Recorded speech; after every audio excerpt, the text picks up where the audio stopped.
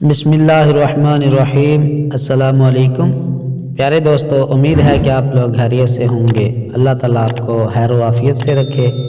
آج میں آپ کو ایک پیاری حدیث سنانے والا ہوں، امید ہے کہ وہ آپ کو پسند آئے گی اور اسے اپنے دوستوں کے ساتھ ضرور شیئر کیجیے گا۔ روایت ہے حضرت ابو ہریرہ سے، فرماتے ہیں کہ فرمایا نبی صلی اللہ علیہ وآلہ وسلم نے، جب کوئی بندہ زنا کرتا ہے تو اس سے ایمان نکل جاتا ہے، اس کے سر پر شامیانہ کی طرح ہو جاتا ہے۔ پھر جب بندہ اس بد عمل سے علیحدہ ہو جاتا ہے تو ایمان بھی اس کی طرف لوٹ آتا ہے۔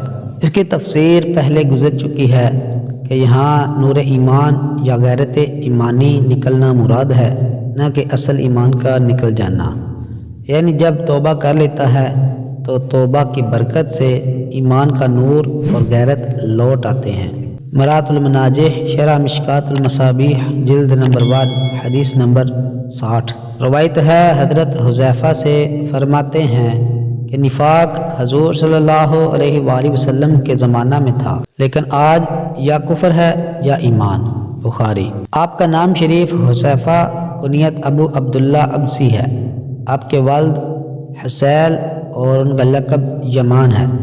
آپ حضور کے صاحب اسرار ہیں۔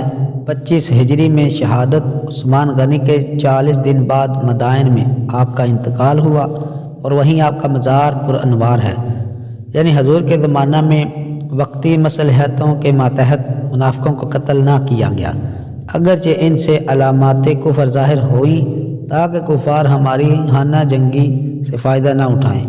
اس زمانہ میں 3 قسم کے لوگ مانے گئے: کافر، مومن اور منافق۔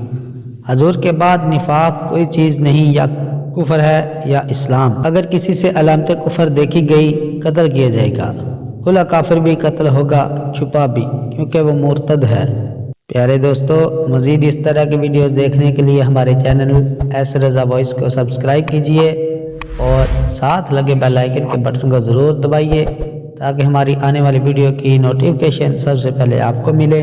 ملتے ہیں انشاءاللہ کسی اگلی ہی انٹرسٹنگ، نالجیبل، انفارمیٹیو ویڈیو میں۔ تب تک کے لیے مجھے اجازت دیجیے۔ اللہ حافظ۔